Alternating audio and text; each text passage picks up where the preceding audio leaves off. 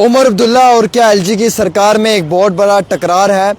क्या जो कुछ ऑर्डर्स हालिया ही लेफ्टिनेंट गवर्नर ने जारी किए हैं, क्या उन ऑर्डर्स की वजह से उमर अब्दुल्ला की हुकूमत को दिक्कत और परेशानी आ रही है?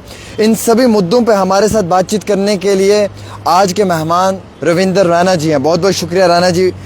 हम सुन रहे हैं सोशल मीडिया पे और हम देख रहे हैं नेशनल टेलीविजन के ऊपर कि उमर अब्दुल्ला की सरकार और लेफ्टिनेंट गवर्नर के बीच में बहुत बड़ी टकरार है। हालिया ही कुछ एडमिनिस्ट्रेटिव सेक्रेटरीज की तबादले के बाद कैसे देखते हैं आप, क्या ये सरकार मिलकर एलजी के साथ काम कर पाएगी या फिर एलजी को अपने तरीके से काम करना होगा और इस सरकार को जो है वो साइड लाइन करना होगा?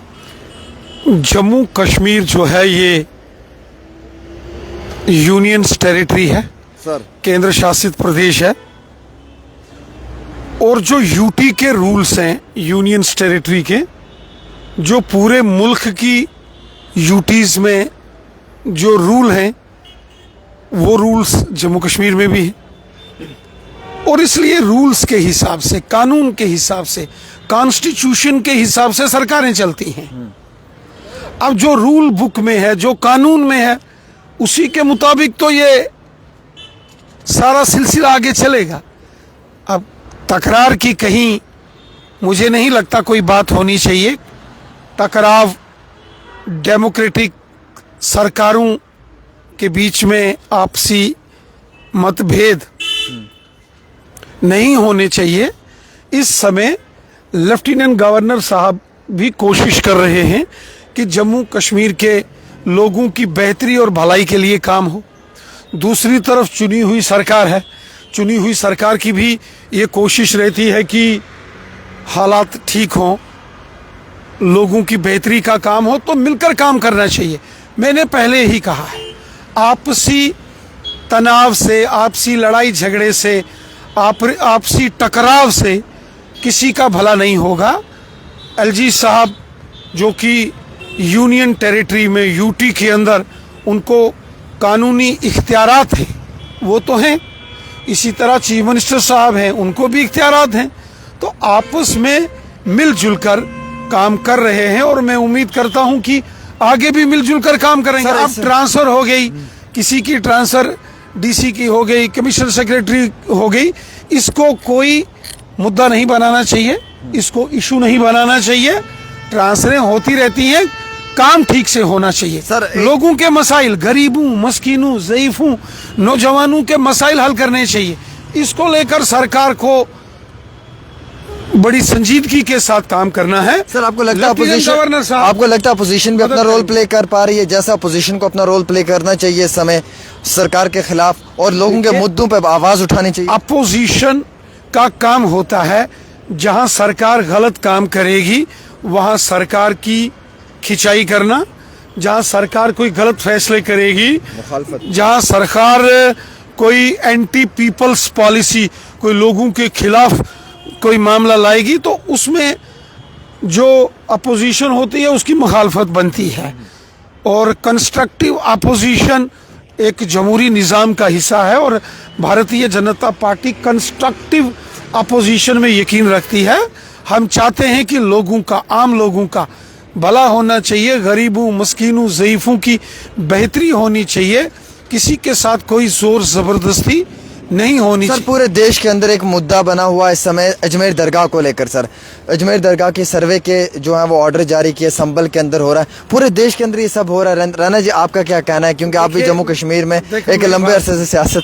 देखो, मेरी बात सुनो, मैं चाहता हूँ कहीं कोई मुतनाज़ा नहीं होना चाहिए, सर्वे भी नहीं होना चाहिए। मैं ये क्या, अब कुछ लोग कोर्ट में चले गए, अदालत में चले गए, कोर्ट में उसका फैसला दे दिया। अब मैं कोर्ट पर तो कोई तनकीद नहीं कर सकता। मैं कोर्ट पर तनकीद करूंगा तो आपका ये वीडियो, आपका ये इंटरव्यू लेके मेरे ऊपर कोर्ट जो है वो कोई फैसला सुना देगा, तो भाई कोर्ट के ऊपर तो कोई तनकीद हम नहीं कर सकते, कोई बयानबाजी नहीं कर सकते। लेकिन मैं ये चाहता हूँ कि सब मिलजुल कर रहें, एक होकर रहें, यकजहती, प्यार मोहब्बत से रहें और आपसी भाईचारे से रहें। आपसी भाईचारे के साथ सब मिलजुल कर रहें। मैं तो यही चाहता हूँ। सर एक इम्पोर्टेंट सवाल ये भी है कि क्या आपको लगता है कि जम्मू कश्मीर इस समय सर तरक्की की दिशा में जा रहा है? आपको जबरदस्त जम्मू कश्मीर करप्शन हो रही है एग्जाम्स के अंदर, अगर करप्शन होगी, अभी हालिया ही 4000 पोस्टें आई, 5 लाख से ज्यादा फॉर्म थे। सुनिए जनाब, अगर करप्शन होगी तो स्टेट गवर्नमेंट को उस पर एक्शन करना चाहिए।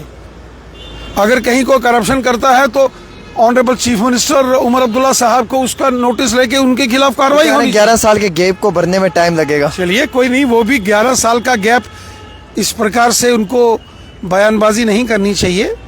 अगर उनके दौर में कोई इस हुकूमत के दौरान कहीं गड़बड़ होती है तो उनको नोटिस लेना चाहिए। रही बात डेवलपमेंट की, तो जो मोदी साहब ने पिछले 10 साल में काम किए हैं, आज जम्मू से रजौरी पुंछ की और नेशनल हाईवे बन रहा है।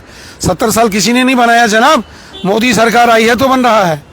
आज रेल दिल्ली से श्रीनगर जाने को तैयार है। 70 साल में से 60 साल कांग्रेस की हुकूमतें रही हैं हिंदुस्तान में, और यहाँ कांग्रेस नेशनल कॉन्फ्रेंस की सरकारें रही हैं। इनके ज़माने में कभी रेल जम्मू तक नहीं आई। आज पूरे मुल्क से रेल, वंदे भारत का ऐलान भी हो गया और 26 जनवरी को दिल्ली से रेल श्रीनगर की ओर जाएगी। कितने बड़े फैसले हैं, कितने बड़े बड़े नेशनल हाईवे, टनल्स, 4 लेन्स बन रही हैं। गांव गांव में जो सड़कें बन रही हैं। बेरोजगारी इतनी क्यों है सर? इसलिए अनएम्प्लॉयमेंट का रिक्रूटमेंट प्रोसेस आप देख रहे हैं, वो भी शुरू हुआ है। पुलिस भर्तियां हो रही हैं, टीचर्स डिपार्टमेंट के लिए सिर्फ 600 पोस्टें आई हैं, 2.5 लाख से ज्यादा फॉर्म लगने जा रहा है। चलिए, अब कंपटीशन तो है, पोस्टें तो आई हैं। क्या पिछले कई सालों में रोजगार ना आने के कारण ये हुआ है? नहीं, और रोजगार आएगा। अभी आप देख रहे हैं पुलिस की, आर्मी की, पैरामिलिट्री फोर्सेस की, जेके बैंक में, इन सब डिपार्टमेंटों में, तमाम डिपार्टमेंट्स की रिक्रूटमेंट शुरू हुई है। क्या पिछले 5 सालों में हिंदू मुसलमान ज्यादा हुआ है देश के अंदर? नहीं, ये मीडिया के लोग आप ज्यादा पंगेबाजी करते हो, ज्यादा इश्तियाल अंगेजी करते हो, फिर इस किस्म से तस्वीरें दिखती हैं। ऐसी बयानबाजी से आप लोगों को बचना चाहिए। ये मुल्क हम सब का है, हम सबको मिलके रहना है। मिलके रहते हैं हिंदू, मुसलमान, सिख, ईसाई, हम सब हैं आपस में भाई भाई। ये मुतनाज़ा ज्यादा है। उमर अब्दुल्ला कह रहे हैं ओपन मेरिट रिजर्वेशन के लिए भी कुछ बड़े फैसले लिए जाएंगे। क्या ST1 और ST2 को खतरा हो सकता है? अब देखिए, इन्होंने तो कभी लोगों का भला तो किया नहीं। इन्होंने कभी लोगों का भला किया नहीं, गरीबों का भला किया नहीं। और जो मोदी हुकूमत के दौरान गरीबों के लिए जो फैसले लिए गए हैं, उनको अगर ये किस तरीके से आगे उस पर ये फैसले लेते हैं, देखेंगे। सबसे बड़ी बात यह है कि ये कह रहे हैं कि इसमें जो है वो एक बार फिर से नए सेंसस के मुताबिक। चलिए देखिए, नया सेंसस भी 2025 में नई जनगणना, नया सेंसस होगा, और 2026 में फिर से डीलिमिटेशन भी होनी है। पार्लियामेंट की सीटों की भी डीलिमिटेशन होगी। असेंबली सीटें भी लगता है कि 120 के करीब करीब जम्मू कश्मीर में जाएंगी। ये कंटिन्यूस प्रोसेस है, डेमोक्रेटिक प्रोसेस है, कॉन्स्टिट्यूशनल ऑब्लिगेशन से ये तो होता रहेगा। इसमें जब से सरकार बनी है लगातार रेड्स पड़ रहे हैं ऑफिस के अंदर, मुलाजमीन को चेक किया जा रहा है, दफ्तरों में टर्मिनेशन के, माफी चाहूंगा, सस्पेंड के ऑर्डर भी जारी किए जा रहे हैं। क्या आपको लग रहा है कि ये लेफ्टिनेंट गवर्नर के टाइम में काम नहीं हुआ जो अब सरकार बनने के बाद काम कर रहे हैं? देखिए, चाहे CM हो, डिप्टी CM हो या बाकी, देखो, सबको अपना काम संजीदगी के साथ करना चाहिए सर। और जहां कहीं किसी को लगता है कि खराबी है, वहां एक्शन भी होना चाहिए। जहां कहीं किसी को गड़बड़ घोटाला लगता है, वहां ज़रूर एक्शन होना चाहिए, उसमें कोई दो राय कहीं नहीं है। लेकिन ये भी बात हकीकत है कि सरकारी मुलाजिम, चाहे एजुकेशन डिपार्टमेंट हो, टीचर्स, मास्टर्स, लेक्चरर्स, प्रोफेसर्स, या फिर डॉक्टर्स हैं, इंजीनियरिंग विंग्स हैं, अलग अलग डिपार्टमेंटों में, RNB, PWD, जो भी इंजीनियरिंग विंग्स हैं, सिविल, पुलिस, एडमिनिस्ट्रेशन में जो काम करने वाले सरकारी मुलाजिम हैं, हमें अपने मुलाजमीन की मेहनत की वजह से ये डेवलपमेंट के काम पूरे होते हुए नजर आते हैं। ये जनाब बहुत अच्छे अच्छे लोग भी हैं जो काम करते हैं, सब लोग खराब नहीं तो हैं। आपका मकसद जिन लोगों को सस्पेंड किया जा रहा है गलत किया जा रहा है? चलिए वो तो एक कानूनी कार्रवाई है, कानून उसमें देखेगा। अगर किसी ने गलत किया होगा, अगर किसी के साथ गलत हुआ होगा तो वो अदालत में आप दरवाज़ा खटखटाकर अपने हक और इंसाफ की गुहार लगा सकता है। लेकिन मेरा ये मानना है कि सरकारी मुलाजिम, वो सिविल एडमिनिस्ट्रेशन में है, पुलिस में है, वो किसी भी डिपार्टमेंट में है, उनकी मेहनत, उनकी जो हार्ड वर्क है उसको हम सब जानते हैं। मैं जानता हूं कि सरकारी मुलाजिम सुबह से लेकर शाम तक इतनी मेहनत करते हैं जनाब, और हर एक मुलाजिम जो है वो पूरी कोशिश करता है अपना 100% देने की। हाँ, कहीं अगर कोई rarest of the rare cases में किसी ने गलती की होगी तो एक आधे या दो तीन की किसी की गलती को लेकर पूरे डिपार्टमेंट या सारे तमाम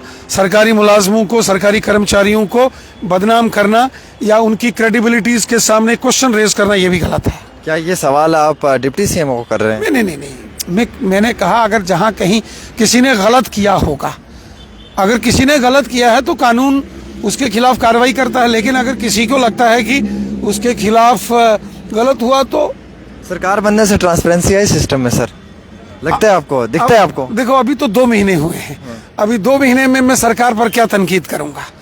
6 महीने होने दीजिए, उसके बाद इवैल्यूएशन करेंगे।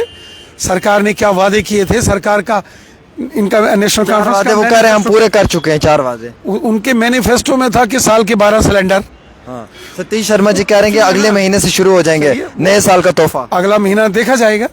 साल के 12 सिलेंडर राशन उन्होंने कहा था डबल करेंगे, पीएसए हटाना और पीएसए को हटाने की उन्होंने बात की थी। उसके बाद उन्होंने क्या कहा था, कंज्यूमर मिनिस्ट्री स्कीम। उन्होंने ये कहा था कि 1000 रुपया जो मोदी सरकार गरीब लोगों को पेंशन देती है, इन्होंने कहा था हम 5000 देंगे। 1 लाख नौकरियां। इन्होंने कहा था 1 साल में 1 लाख नौकरियां, 5 साल में 5 लाख नौकरियां। और उसके बाद इनका मैनिफेस्टो में इन्होंने वादा किया था कि डेली वेजेस को रेगुलराइज करेंगे। तो हम देखेंगे, इंतजार कर रहे हैं कब इस पर ये सरकार फैसला लेगी। अखाड़े में तो वही चीजें पूछी जाएंगी। अभी जनवरी में असेंबली का सेशन शुरू होगा, बजट सेशन है सर, तो उसमें सवाल जवाब तो होंगे ना।